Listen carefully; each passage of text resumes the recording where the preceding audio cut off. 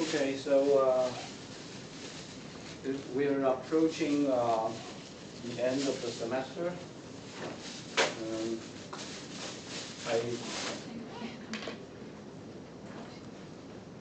I'm kind of thinking of doing the student feedback questionnaire at the end of this class today. I hope I have time. If not, then you should go home and do it yourself. Okay. But I'll try.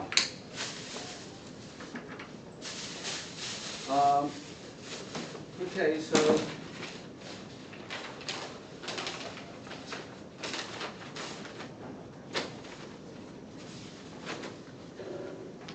we're towards the end of the semester, and things are getting the most difficult parts are already over. So you just make sure you understand the stuff that has been taught so far, the models. So here's the attendance sign up.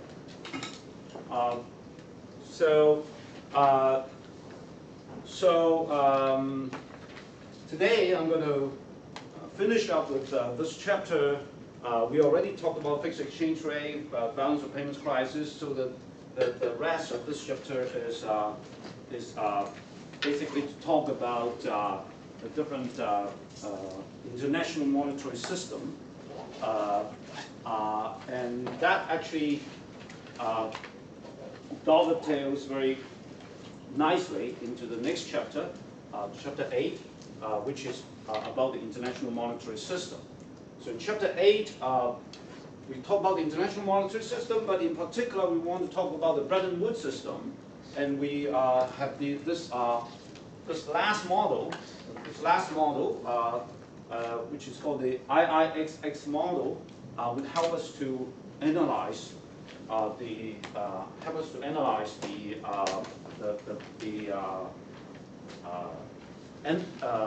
internal balance and external balance, okay, and how the Bretton Woods system helped to achieve both internal and external balance. Why is it necessary to have internal and external balance?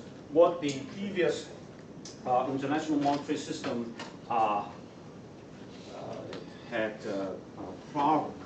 Okay, so basically, and then I'll give you some hints concerning problem set 5, which is due tomorrow, right? So so that we have a lot of things to cover. So I hope by now you have a pretty good idea about fixed exchange rate, right? And then the floating exchange rate, and for both of them, okay? So concerning the fixed exchange rate systems,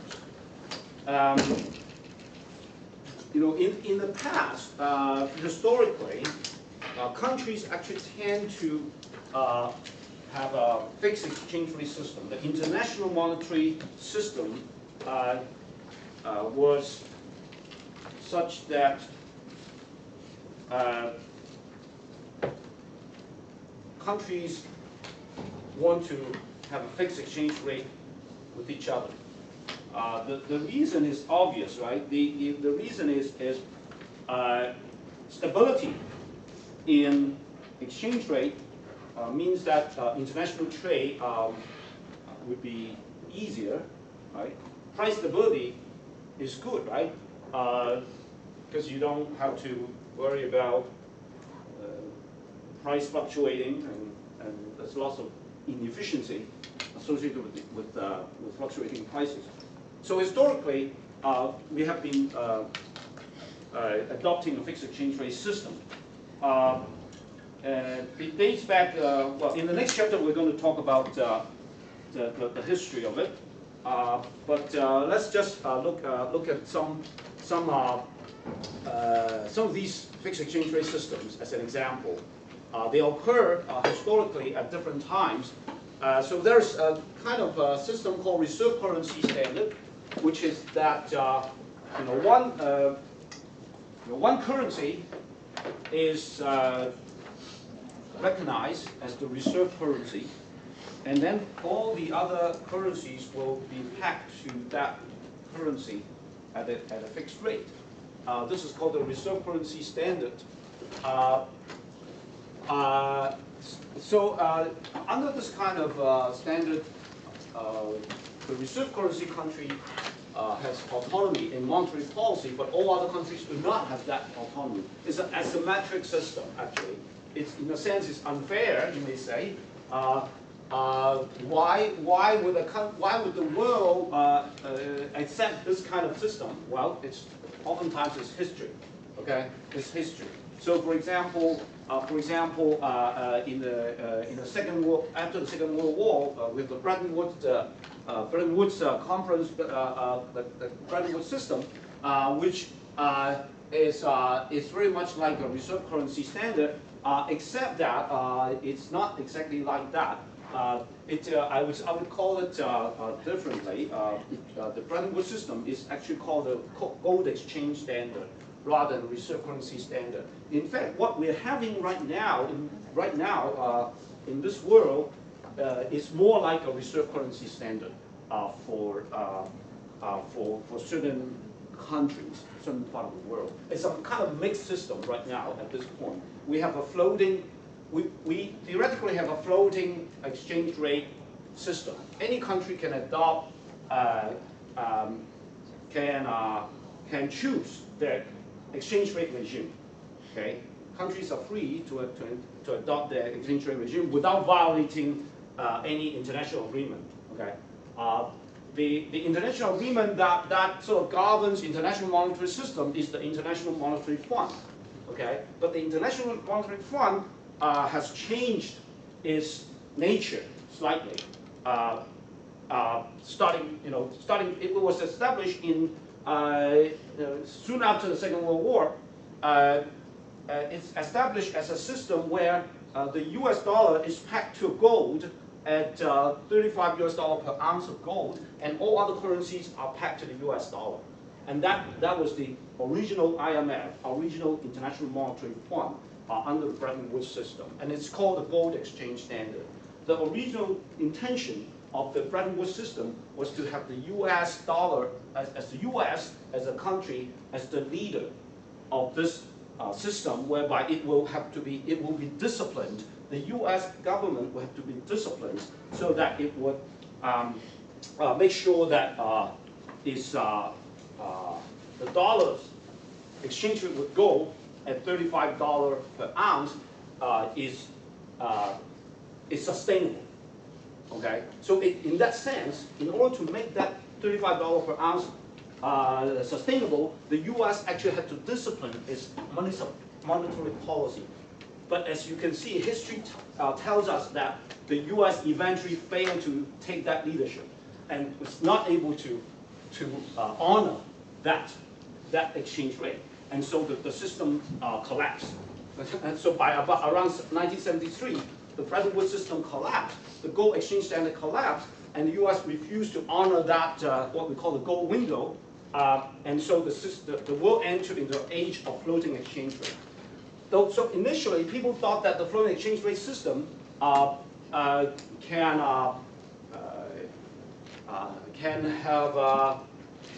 can become a more symmetric system in the sense that there is no reserve currency anymore. There is no designated reserve currency anymore, theoretically.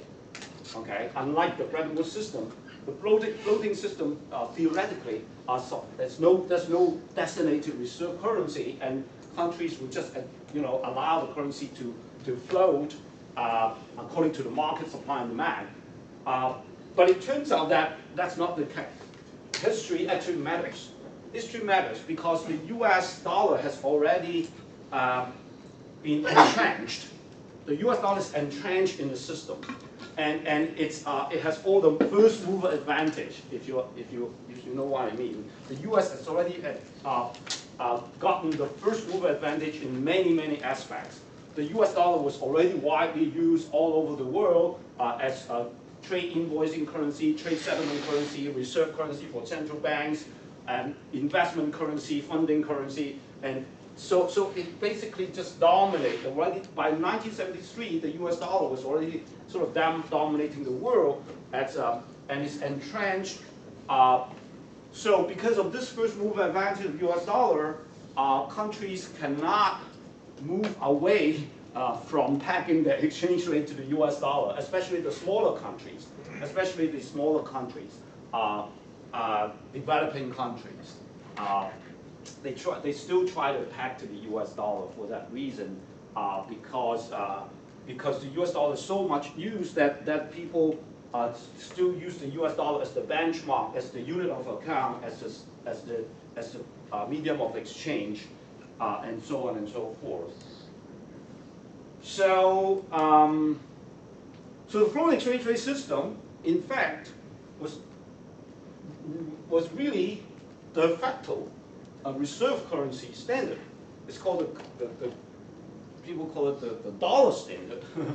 People call it the dollar standard, and countries, developing countries in particular, small countries, are actually they are trapped in a sense. They are trapped.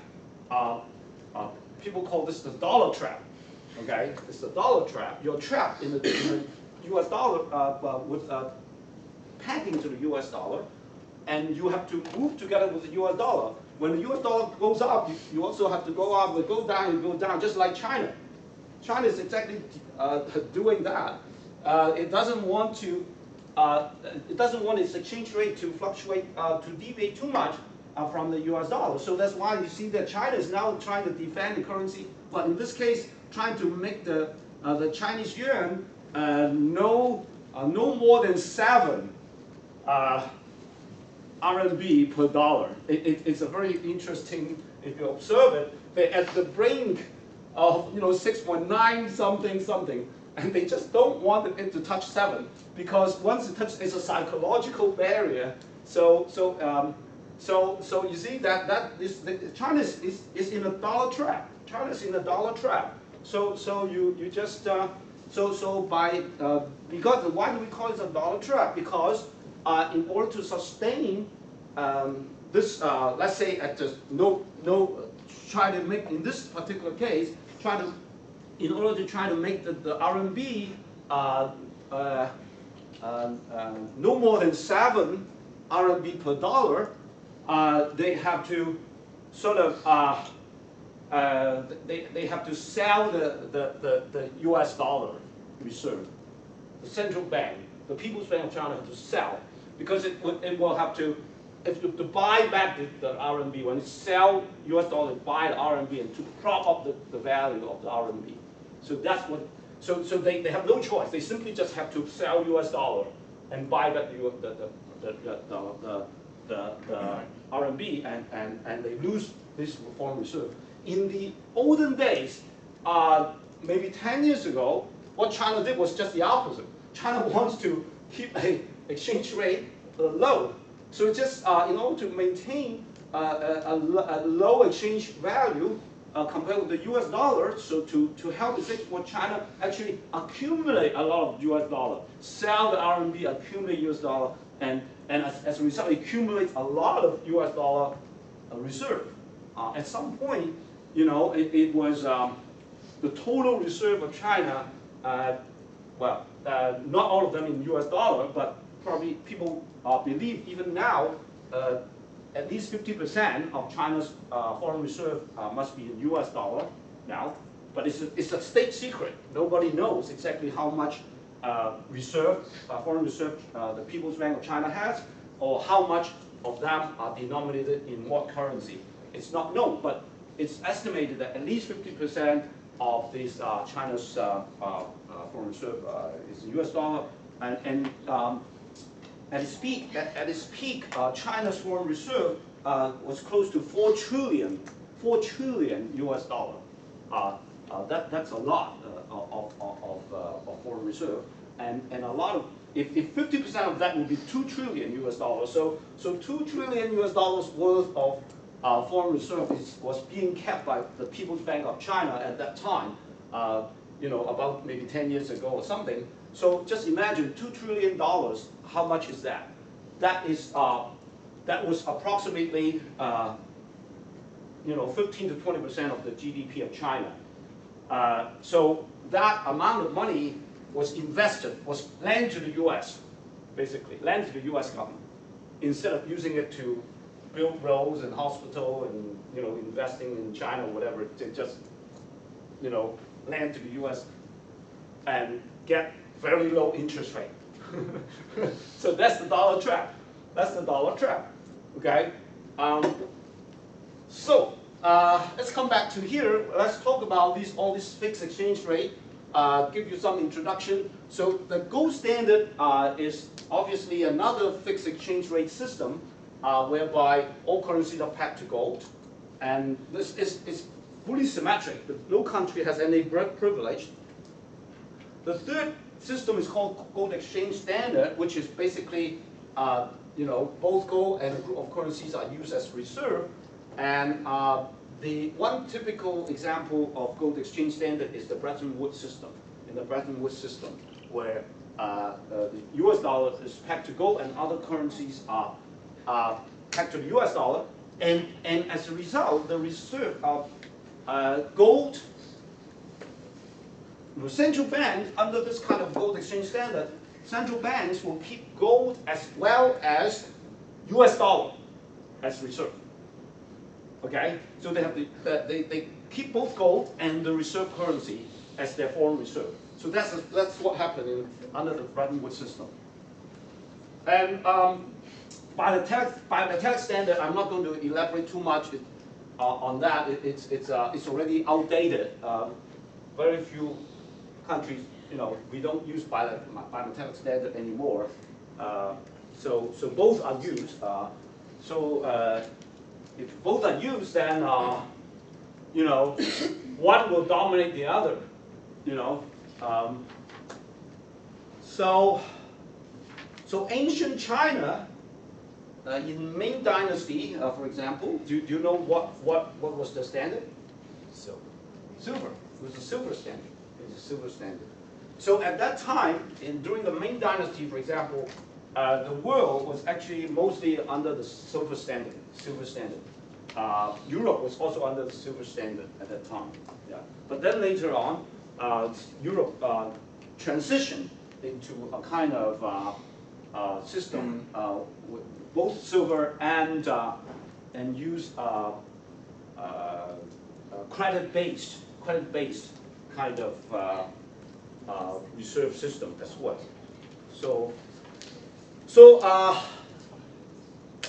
Yeah. So as I said, that was from 1944 to 1973. We have a Bretton Woods system, and under this Bretton Woods system, we have initially we have a gold exchange standard, but then later on it morphs into a reserve currency standard. Okay, so I think I should say that this is not the Bretton Woods system. This is what we are right now. Actually, this is what we are right now. Okay, this is the concept after 1973.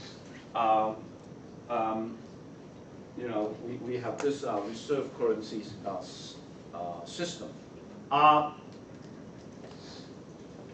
But some people also call the Bretton Woods system the reserve currency system because under the Bretton Woods, the U.S. dollar was actually designated as a reserve currency.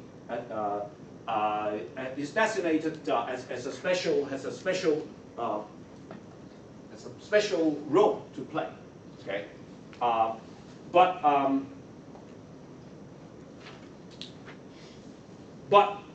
the Bretton Woods system is different from what we have right now, because the Bretton Woods system also requires the US dollar to peg to gold at 35 US dollar per ounce. But the current system doesn't have that.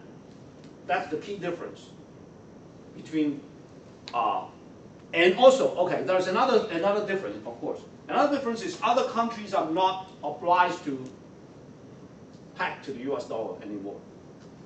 Okay, so okay.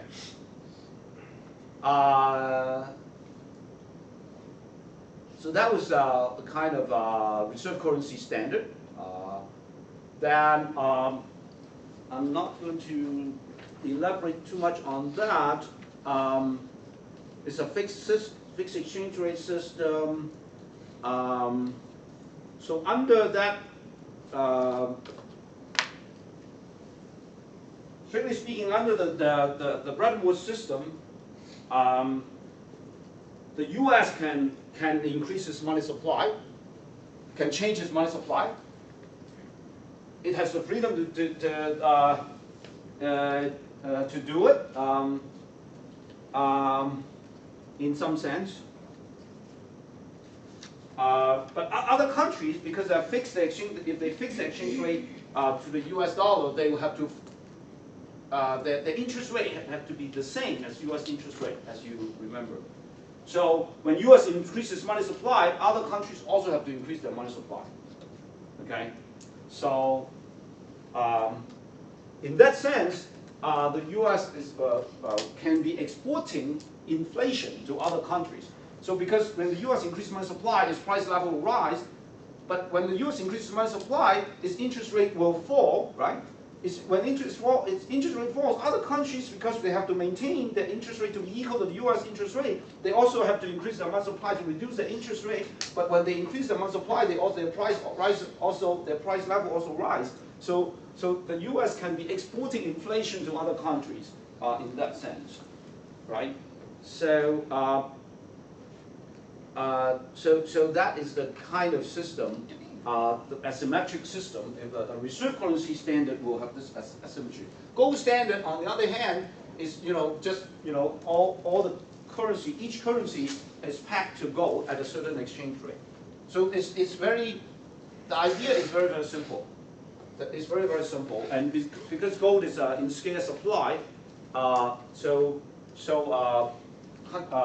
countries would have to discipline themselves. Countries cannot change their money supply. They totally lost autonomy in monetary policy because the amount of reserve in the central bank cannot be easily changed because gold is a scarce commodity, right?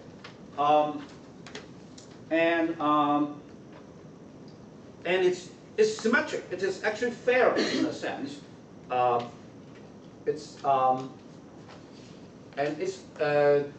Because no country has the privilege. No country has any room for monetary policy. And as I said, it disciplines the central banks. And price and also price levels are quite stable under the gold standard. Price level is quite stable because everybody is disciplined. So price level is stable and you don't see much inflation, in that kind of world, So it's kind of, you can imagine it's how different it is from today, right? Today is like, price just keep rising. But it's not like that in those days.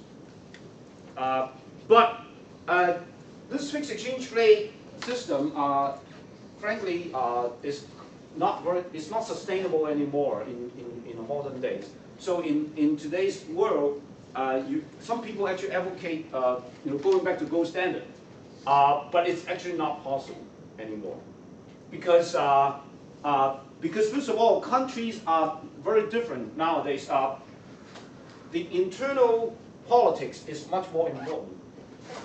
So all countries have to respond their own constituents. All governments have to respond their own constituents they have to respond to the people's desire. They want to maintain full employment, right? Otherwise, there will be instability. Your government may be overthrown or something. So you need to maintain full employment. That's what we call internal balance. But in order to maintain internal balance, you may have to sacrifice external balance. You might have to your current account may not be balanced. Maybe you will have so your currency, you want to you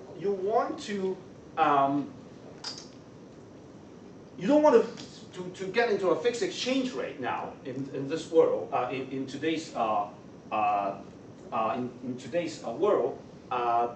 At least a lot of countries doesn't. At least the large countries don't want to fix the exchange rate because of the trilemma, as you remember, because of trilemma. Because you fix the exchange rate, then you can either have capital mobility or autonomous monetary policy.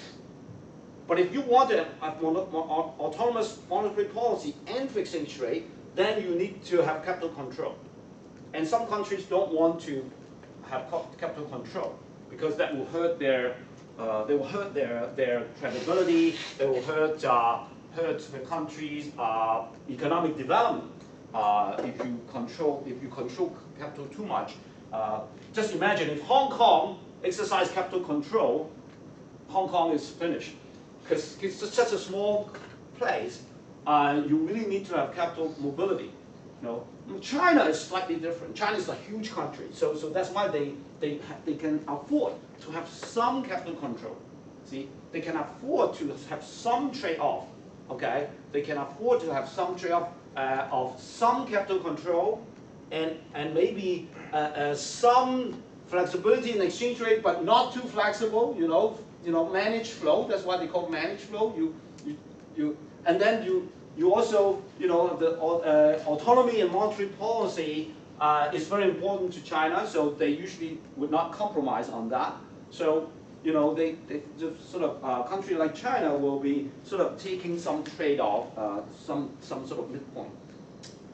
But so anyway, what I'm trying to say is that it's hard to go back to fixed exchange rate regime now. In the world, in the international monetary system, it's hard to get back to the fixed exchange rate. Not to mention the gold standard. The gold standard is an extreme form of fixed exchange rate, which is even harder because under gold standard, the supply of gold will affect price level. If there's more supply of gold, suppose there's discovery of a lot of gold in South Africa, then there's a lot of gold and then the prices will rise. Price level will rise as a result. So that is not good. You don't want the economy to be sensitive to the discovery of gold, right? I mean, it's not a good scenario. So yeah. So yeah, gold exchange standard. Gold exchange standard is actually the system of the original intention of the Bretton Woods system was originally set up as a gold exchange standard, but eventually the fixed exchange rate system ended. Okay. So. Gold silver, I'm not going to talk about that.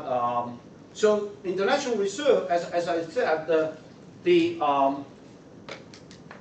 in fact, the demand for international reserve has changed, has actually grown a lot. Originally, people thought that the need for international reserve may not be that high after we enter into a floating exchange system. Because they thought, countries are free to flow according to market supply and demand, then there's no need to maintain a fixed exchange rate. And if there's no need to maintain fixed exchange rate, then you don't really need to have a lot of foreign reserve to so-called defend your fixed exchange rate, right?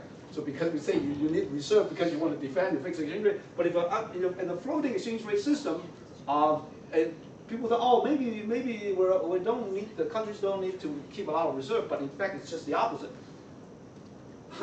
Why? Because people, as I said, people just cannot get away from this packing. They cannot get away from the reserve currency standard. They still have to pack. A lot of developing countries still have to pack their currency to the major currencies, to the hard currencies, so to speak.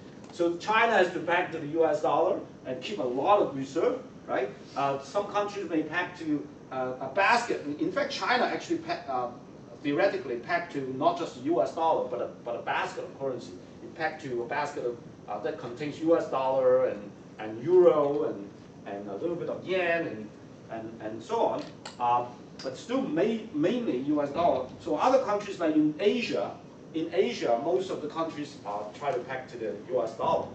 Okay? So they have to keep a lot of reserve, right? So this is the growth rate of international reserves. You can see that countries in fact, there is a spike of developing countries' reserve. These are the percent per year. This is the growth rate. The growth rate. You see, so you can see this developing countries, right? So they grow a lot here. So what account for this green curve? Can anybody?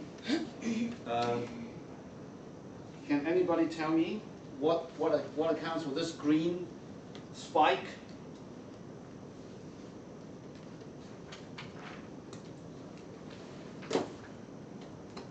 Anybody? That's the developing countries.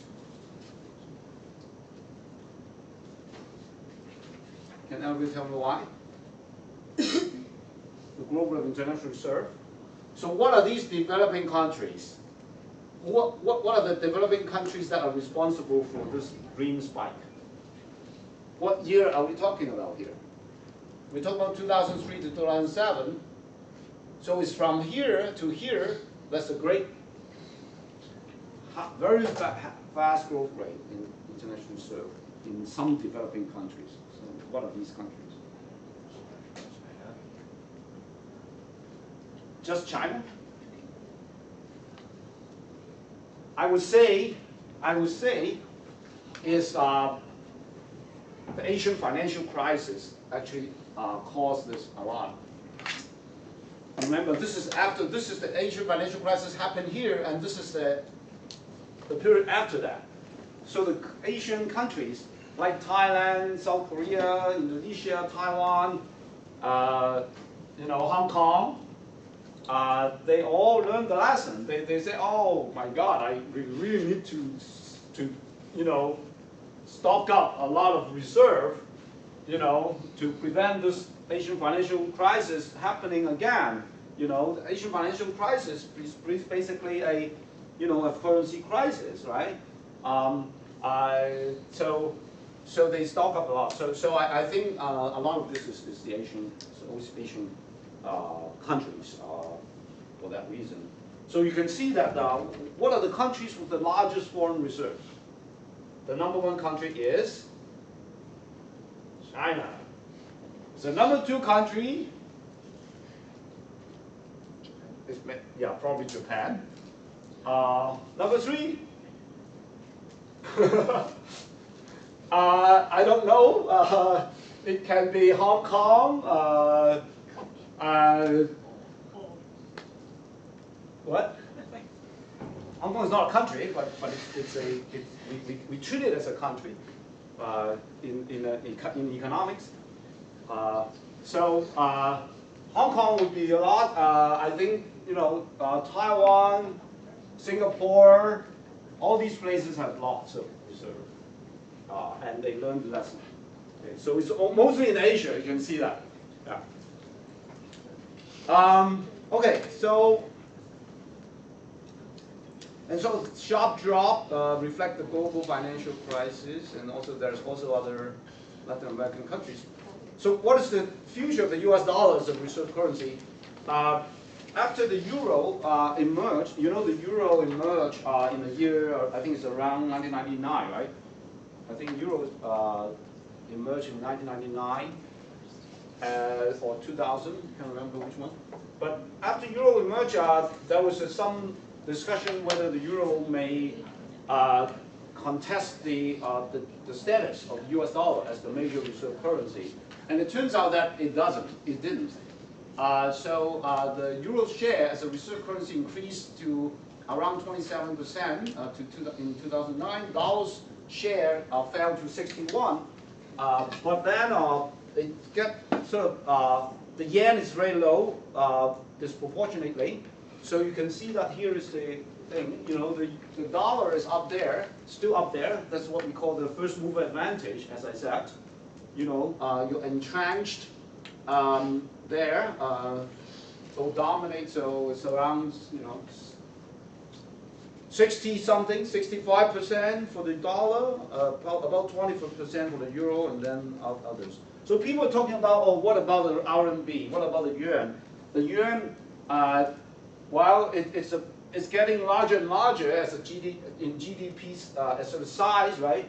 So being a large economy means that you trade a lot, right? You also invest a lot. People invest in your country, you invest in other countries. So your currency is presumably, you have sort of stronger bargaining power in a sense, right? The yuan. However, the yuan is not even totally convertible.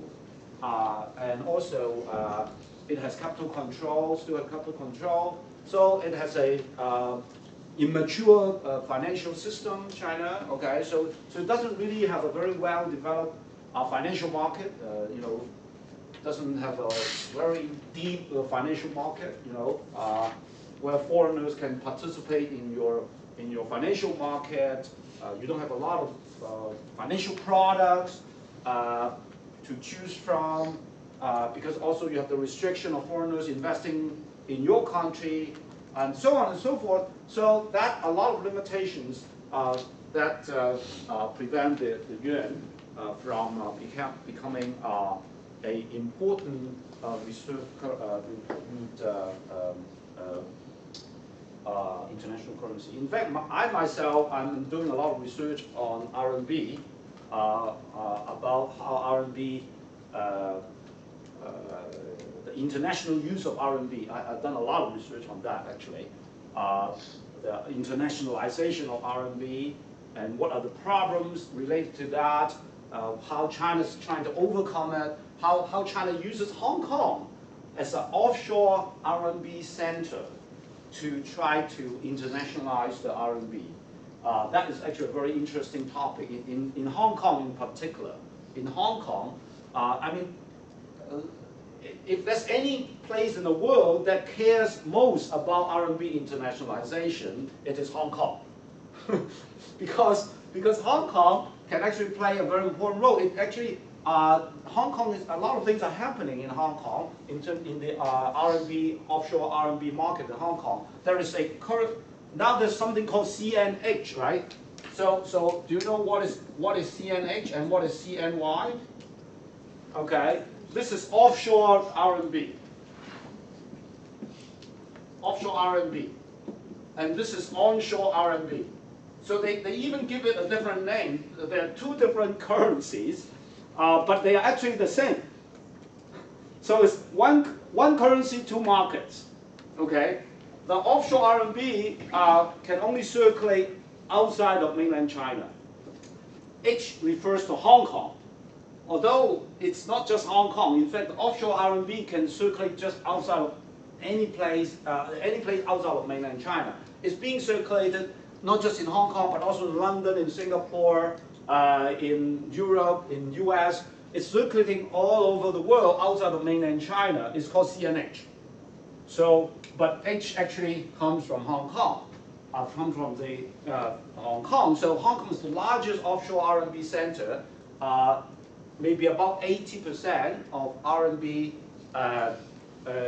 it's in Hong Kong, actually, or RMB business, 70 to 80% at least is in Hong Kong. So it's important to Hong Kong's financial development. Hong Kong being just one city, and if it get the lion's share of the offshore RMB business, it's very good to Hong Kong, right? So they're also talking about this Belt and Road Initiative, One Belt, One Road, they call it. So that they talk about that this kind of Belt and Road Initiative can also help Hong Kong's offshore RMB market development, because the Belt and Road Initiative actually means that China mainland China would be doing a lot of outward direct investment, a lot of more trade, with these Belt and Road countries, and probably China will want to use RMB in this kind of investment, and so they would come to Hong Kong, hopefully, to do the financing, to do all sorts of loans and all that kind of thing. So that's why it's a very exciting thing for Hong Kong, if not for other places. Okay. Okay. So I guess so. Why are we talking about that? Well, we're talking about the even though China is very big and it's growing in size, but it's for it to even challenge US dollar or euro, it's actually a long way. It's far off in the future for the RMB to be able to replace either the dollar or even the euro. But it's actually likely that the RMB will be more widely used in Asia. It's because China actually trades a lot with the Asian countries. I think that's what China's planning to do, actually. Trying to internationalize the RMB as a major regional currency. Being trade. For example, they want to encourage to use RMB in Southeast Asia, in South Korea, obviously in Hong Kong, Taiwan, these places. Okay, so it is quite likely that that RMB in maybe 20 years, 30 years time will become an important currency in Asia.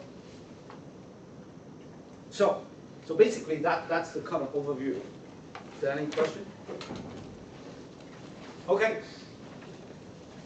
So that's it for this chapter. So we have covered a lot of ground, right, in this chapter. We started by talking about central bank balance sheet and how the balance sheet, right, consists of foreign reserve and domestic reserve, and how engaging in foreign exchange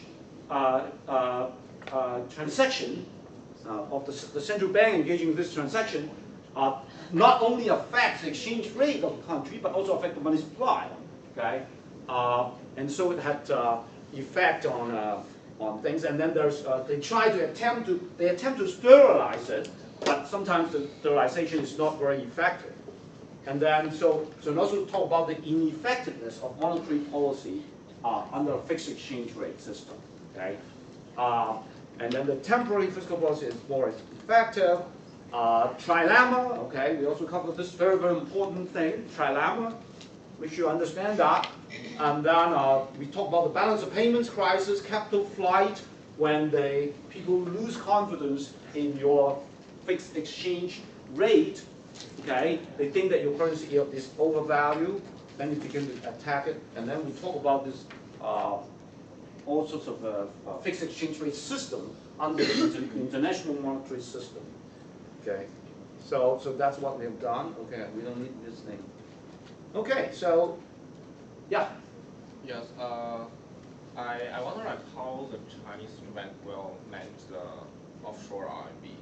Will they inject money to that market, or No, they would not. The offshore RMB market is supposed to be totally market driven. Totally market driven. So they don't inject money. But what if they try to make the CNH exchange rate consistent with CNY? They want to, but they don't always succeed, because the intention of having an offshore RMB market is to let it be a fully convertible currency. It's an experiment, in fact. You know, China likes to do experiment, right? They always try to sort of set aside certain things and let it, you know, try it out. You know, experiment with you know, one country, two system for Hong Kong is an experiment actually. So, so this is one currency, two markets is another experiment by China. Try to create a Chinese currency that is totally fully convertible with no capital control. But can they like totally prohibit from like the CNY flowing to CNH? Yeah, there is a firewall between the two. There is you cannot just take out RMB from mainland China to Hong Kong. There is a limit. Yeah, people, for ordinary people, there is a limit. Yeah, that's right. So actually, where does those money in offshore market come from? Okay, good question. They come from, number one, trade settlement, RMB trade settlement. Okay, so when foreigners when they sell goods to China, some Chinese company will say, okay, I'm going to pay you RMB. Are you willing to accept it? If they say yes, then they will just they can pay in RMB. Yeah, so that's a lot. That is where it comes from mainly, and also the People's Bank of China also provide RMB. Well, actually, let me think about this. Yeah, the Hong Kong Monetary Authority can also provide RMB because the Hong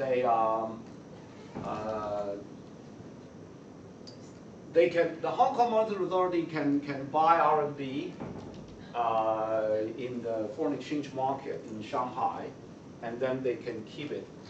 And then if some Hong Kong banks need RMB, they can sell to them. So that's another source.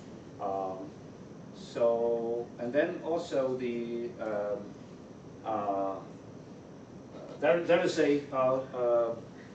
there is a swap line between Hong Kong and mainland China. So if Hong Kong needs RMB, mainland China is willing to swap RMB with Hong Kong dollar when there's a need for liquidity. So yeah, that's where it comes from. That's where it comes from. That's the supply. That's where the supply comes from. Yeah. But in the case that maybe the Chinese business trade with like let's say a U.S. business, I mean just as you mentioned, but like when they paid with RMB and I mean here there should be like surplus in current account, but if like how will they affect the financial account if those RMB goes into the offshore market? It's two separate things. Okay, one is you're talking about currency, what currency they use for transaction, and the other you're talking about the balance of payments account. You should separate the two. That they're just two separate issues.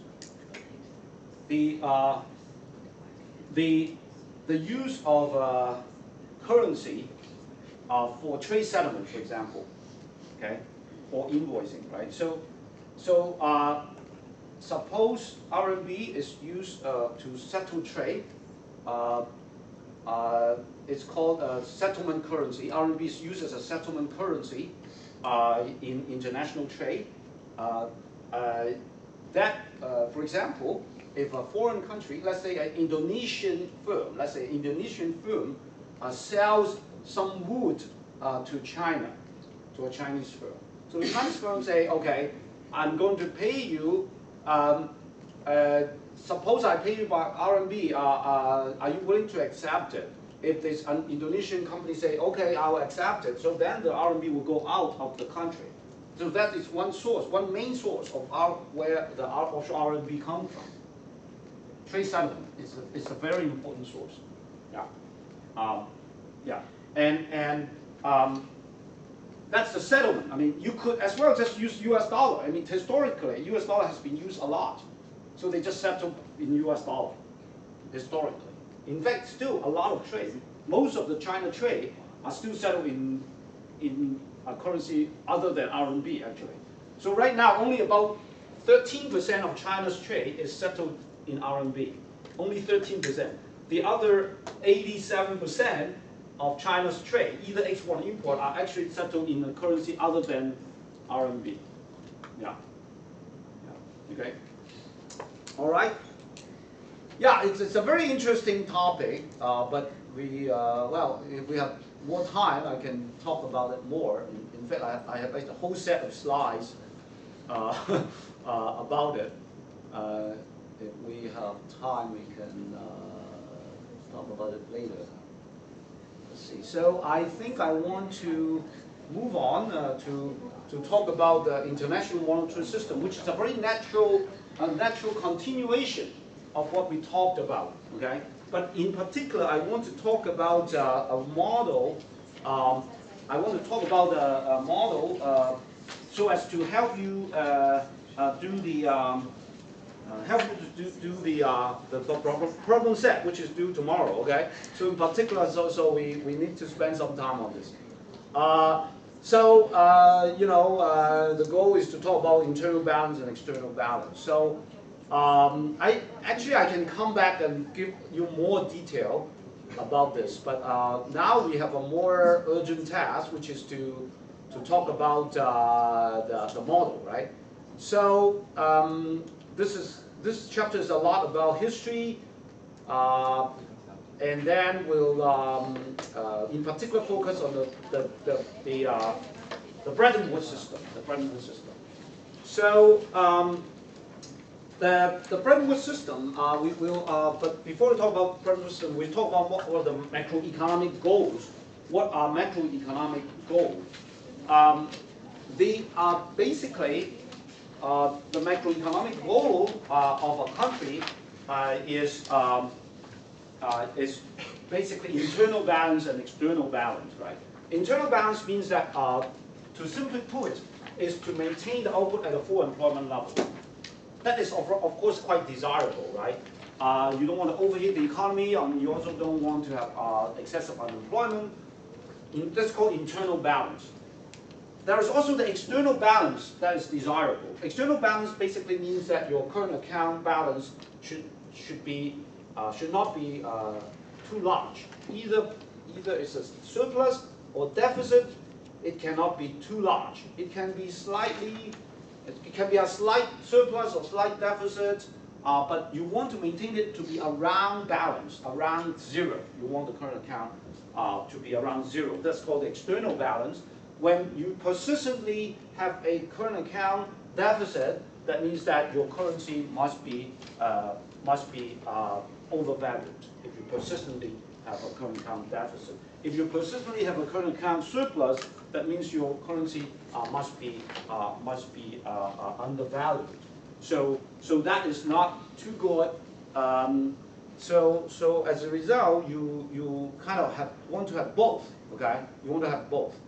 Well, we have already talked about the open economy trilemma, so I don't need to talk about it anymore. So macroeconomic under the gold standard, I want to mostly skip this part because this is history. First of all, we don't care much about what happened in the 19th century, but also I don't want to go into detail about this so-called price reciprocal mechanism. I don't want to go into. So you're not responsible for this, okay? So the gold standard is actually quite interesting because of this mechanism. It will automatically get countries into current account balance. Okay, current account balance will be automatically achieved by the gold standard because of the movement of gold between countries. This is called the price specie flow mechanism. I'm not going to go into detail of that, and that's why a lot of countries, historically people like that because it's very good for external balance. It's very good for external balance because countries will, that's this mechanism that cause external balance automatically. But for internal balance, the gold standard did not deliver a very good result actually. Precisely because when you try to, it's a trilemma, right? It's a kind of the trilemma problem, right? Because if you have fixed exchange rate and if you have some capital mobility, then you lose the autonomy in monetary policy, and if you lose the autonomy policy, you cannot use monetary policy to stimulate the economy in case you have some recession. That is precisely the problem with a lot of countries that are on the gold standard historically, especially during what we call the interwar years. During the interwar years, that's between the First World War and the Second World War. Some countries left gold standard, some people adhere to it. It turns out that, for example, when the US, for example, suffered from deflation, recessions, and financial instability during those years while trying to adhere to the gold standard. So it can achieve good external balance, but in terms of internal balance, it's not very good. And unemployment rate, in fact, was actually distinctly higher when the US was on the gold standard. So,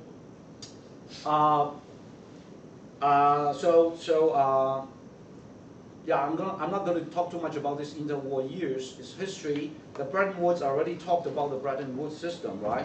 So, so the Bretton Woods system is the Bretton Woods system is actually very ambitious. They want to achieve both internal and external balance. They actually learned the lesson and they want to achieve both internal and external balance. How do they do that? Well, they just try to play with this trilemma. They try to play with this triangle. You see? So you have to play with this triangle. Fixed exchange rate. You have capital mobility.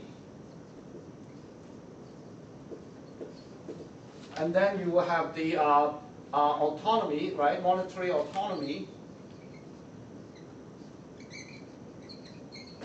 So what they do is they try to have a fixed exchange rate system by this gold exchange standard, but they also want countries to have monetary autonomy because countries are getting more and more democratic. They have to respond to their constituents. So they need to have internal balance, otherwise there will be political instability. You want the monetary authority to be able to use monetary policy to stimulate the economy in case there is serious unemployment or something. So you need to give them this, but you want them to have that. So you have to somewhat give up this thing. You have to somewhat give up this thing. So you have to give this up, okay? Strictly speaking, if you have this and that, you actually cannot have that. But they have a trick, okay? The Bretton Woods system have a trick. They have a fixed exchange rate system. However, they allow countries to devalue their currency occasionally, or revalue their currency occasionally, infrequently. So you allow countries to devalue occasionally, then they will be able to adjust their economy. When they devalue their currency, they will go back to a new fixed exchange rate. But then that by devaluation, you can actually is equivalent to increasing your money supply one time, right? A devaluation is equivalent to increasing your money supply one time, which actually give you some semblance of monetary autonomy, you see, to stimulate your economy. So you can use that. and also temporary, and they also try to restrict capital mobility somewhat. Actually, they try to restrict it. They feel that financial flow should be restricted somewhat. Okay, so that's why they sort of restrict this this thing. And then also they in order to maintain fixed exchange rate, sometimes country may have some temporary balance of payments problem. You see, because you know the fixed exchange rate, you want to sometimes you want to be able to sell foreign reserve and buy back your currency to support the value of your currency. If there's a tendency for your currency to depreciate, you want to hold that fixed exchange rate. You need to sell foreign reserve and buy back your currency. But sometimes countries run out of foreign reserve. In that case, the IMF will lend them money temporarily. So that's what the one important role of IMF is, to temporarily lend money to these countries. Okay, and then impose IMF conditionality. Okay, so let me just sort of tell you a model here. Okay, so the idea is that there is my bottom line is the following. Okay, without going through all this model, I tell you this is my bottom line here. So this is a diagram. This is called the 4 zones of economic discomfort. Okay, there's 4 zones. Okay, the horizontal axis is actually called absorption. Absorption is called is C plus I plus G. It's called A. It's defined as C plus I plus G. So why do we call this absorption? Well, it basically is all of these are the spending. It's domestic spending, right? So consumption spending, investment spending, government spending of the country. Okay. So this is the defined as absorption, and of course the aggregate demand is equal to absorption plus the current account, obviously, right? But the current account is a function of EP's of real exchange rate, and in this case we actually call this, instead of the disposable income, now we actually use absorption as the other variable that affects our current account. In fact, it actually makes more sense because if the country, this is the spending, right? The spending of the country. If the country expand its spending, the current account would be negative. So would be affected in a negative way. But this one, if it, let's say if there is if this is higher, then it would be, so this is positive, okay? And this one is positive, right? So the only difference is that in the previous chapter, we have the current account being this one, and the disposable income, I just replaced the disposable income by absorption, which is a more, also makes sense actually, you know. But again, this is going to dominate this, right? Because you know, only as A increases, only a small part of A will be spent on import. Okay, so strictly speaking, you know, this one comes from, where does this come from? Well, the current account. So the current account is equal to export minus import, right? And then again, the export is determined by EP star over P, right? And then import is also affected by this, but then it's affected by A. If your absorption is larger, you tend to import more, right? Because your spending, if your domestic spending C plus I is larger, you import more because some of this spending must be imported, right? So this will be a positive, and this is negative, because when this is higher, you import less, depreciation. This, on the other hand, is positive. When this is a depreciation, you actually export more. So as a result, you get exactly what we have here. Right? This is minus, and this is plus. So this is where this comes from. You see? But as I said, just pretty much like before, this effect is dominate this effect because only a fraction of the absorption, of the change in absorption, will be on imported absorption. So as a result, you have the D as a function of EP star, so the P and then A, and in this case is positive, right? And then this one is also positive. All right? Does it make sense? So this is the aggregate demand, and in equilibrium, of course, Y would be equal to aggregate demand, right? So in equilibrium, Y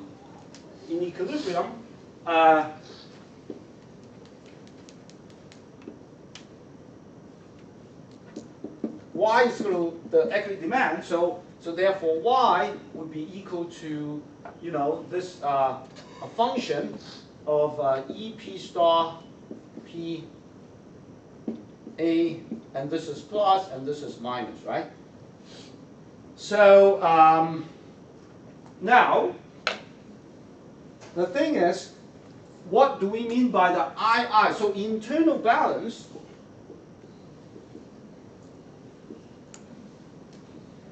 implies that Y is equal to Y full employment, right? Which is it's a constant determined by technology and factor endowment and all that. So what it means is that, you know, F E P star P A is a constant, and this is plus and this is minus. Okay, so this is what we call the this will be equivalent to internal balance. Yeah, sorry. Just one question. Why is it now negative? Let me see. And there we said it. Oh, sorry. Wait a minute. Positive. Is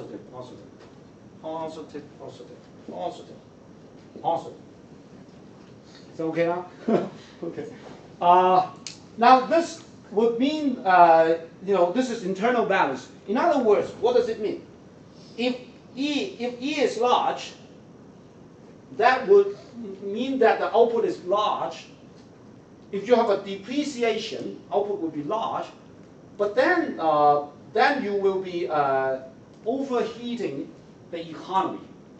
So you actually have to cool down the economy by lowering A.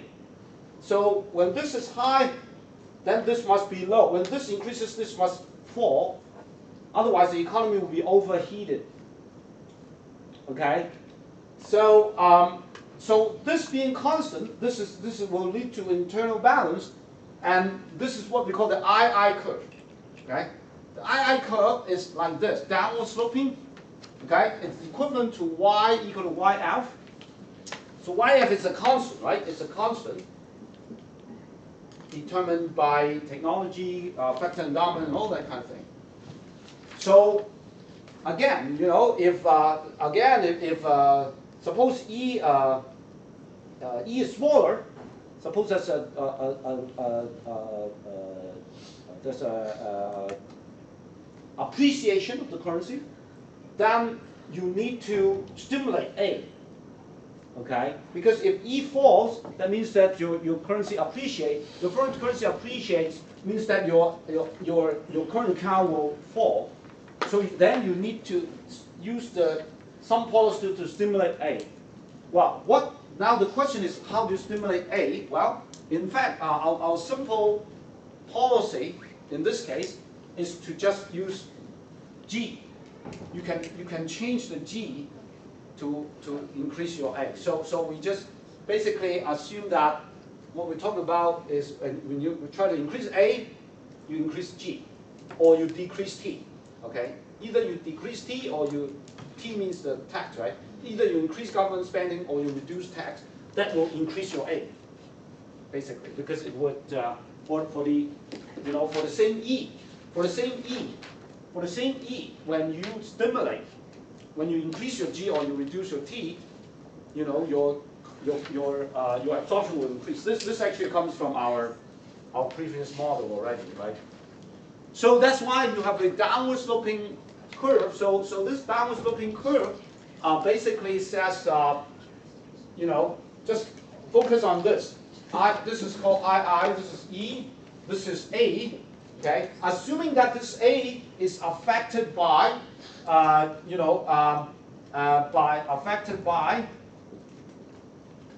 T, okay, or G or T, okay. So when G increases, A will increase. When T falls, A will also increase. Okay, just think about the fiscal policy. Just think about fiscal policies.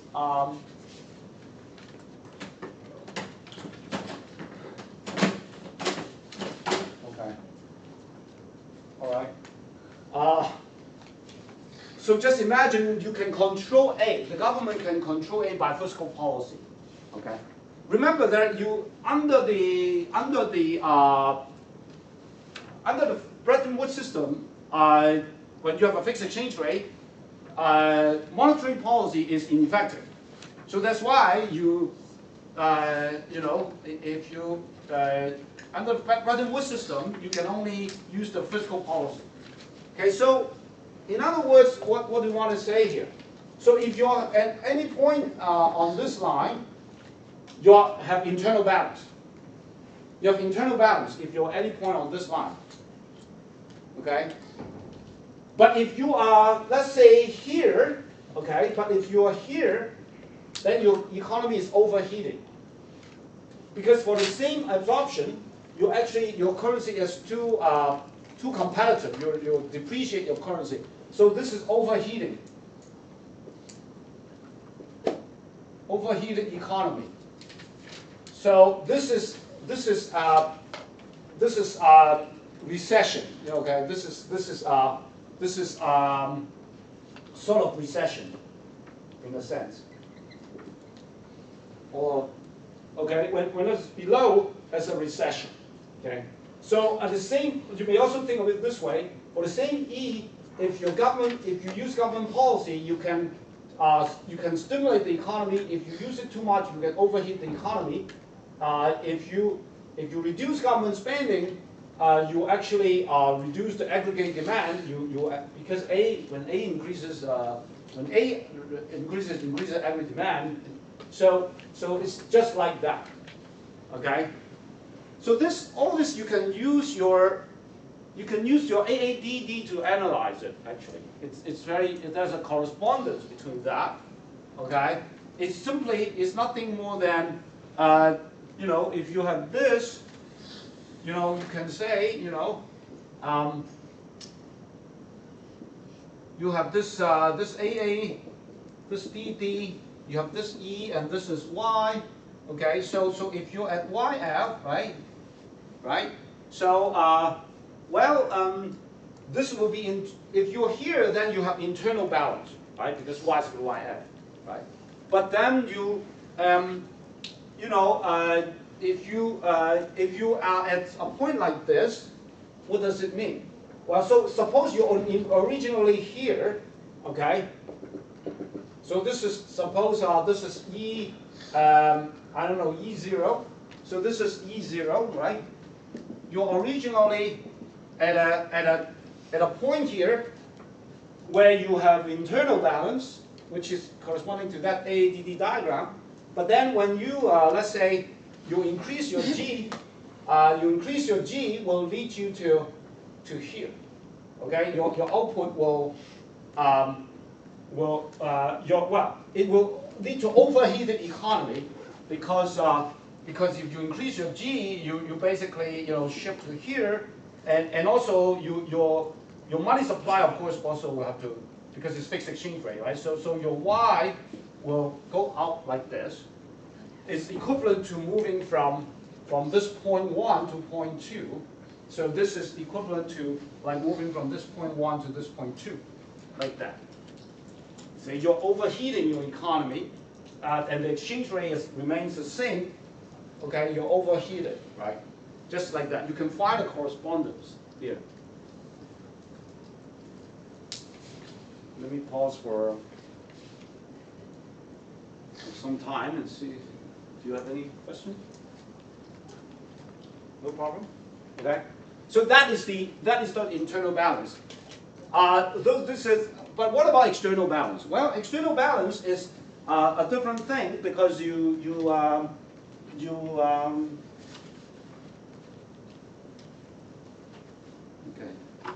because you want the current account to be a constant. Okay. So external balance means it's actually easier to motivate actually. So external balance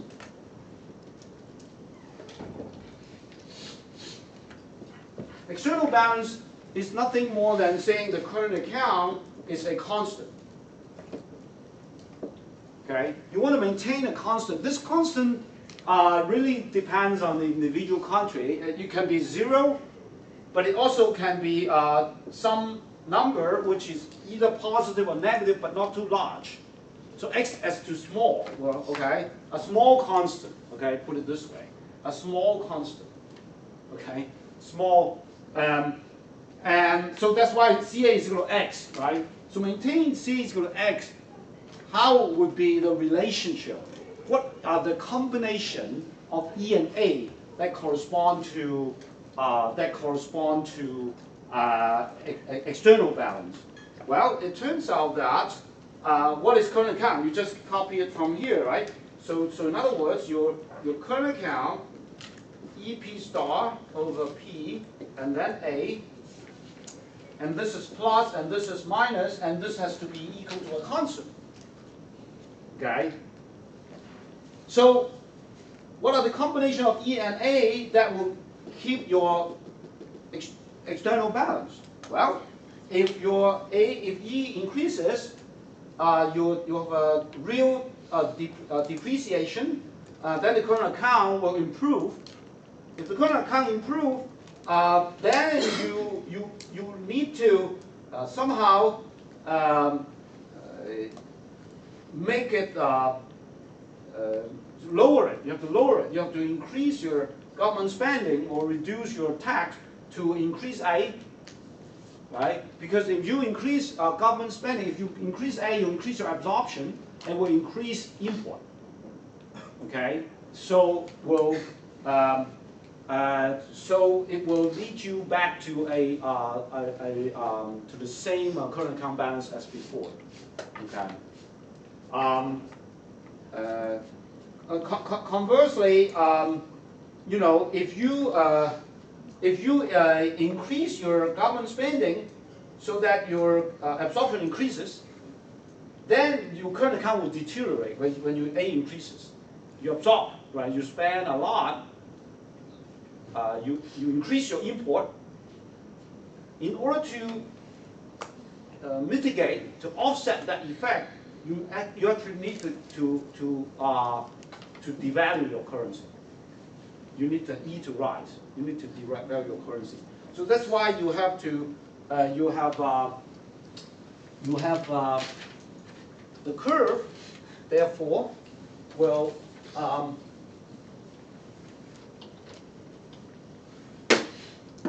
so therefore for external balance, this is E, this is A, this is the x curve. So all these are the combination of E and A that will be consistent with external balance.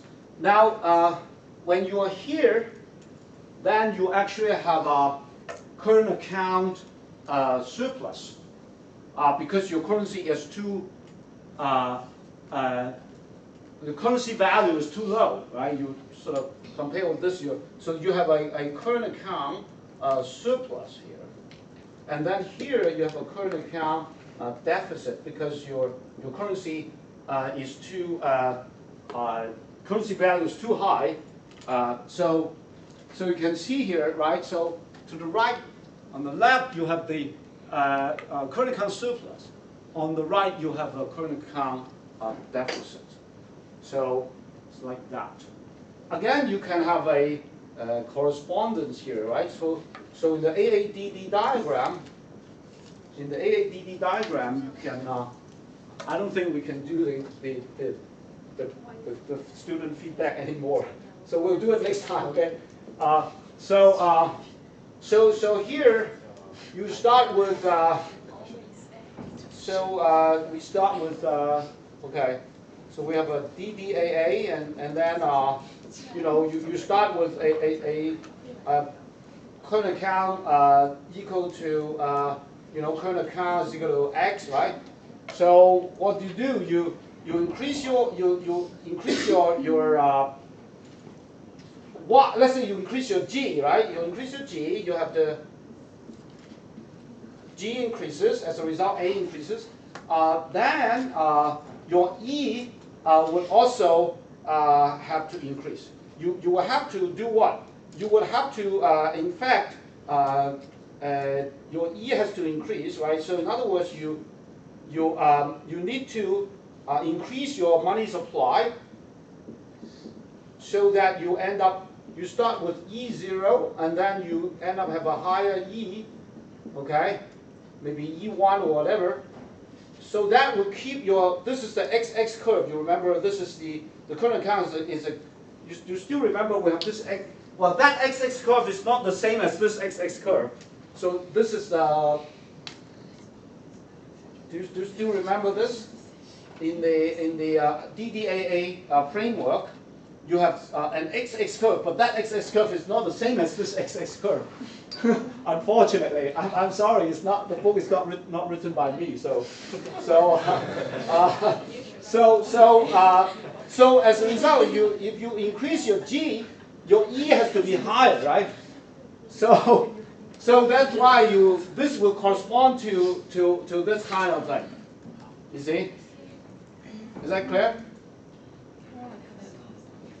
The homework, in fact, help you to think about this. That's why the homework is useful.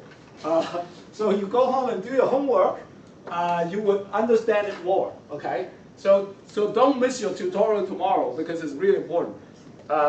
You would be asked to sort of somehow map the situation, here onto some AADD framework. They should be consistent. They should be fully consistent. So I've run out of time. I don't have. What I can say is I haven't finished this chapter. It's just next time I'll continue. But for homework, I hope that you can sort of learn this through learning by doing, right? So it's like you have this E, this A, and then you have this is your this is your XX, and this is your II, right? So this is your bliss point. This is your bliss point. If you're away from the bliss point, you just you have to do something, right? So for example, if you're here, what do? You have to do two things. One is you have to increase your government spending, and the other is you have to devalue your currency. You see? You do two things. You cannot just do one. So basically, that's the idea.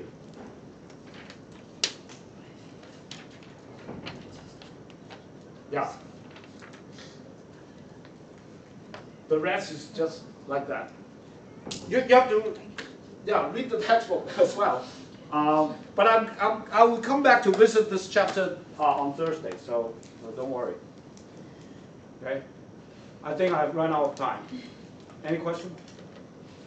Okay, so see you on Thursday. Okay, sorry. Leaving.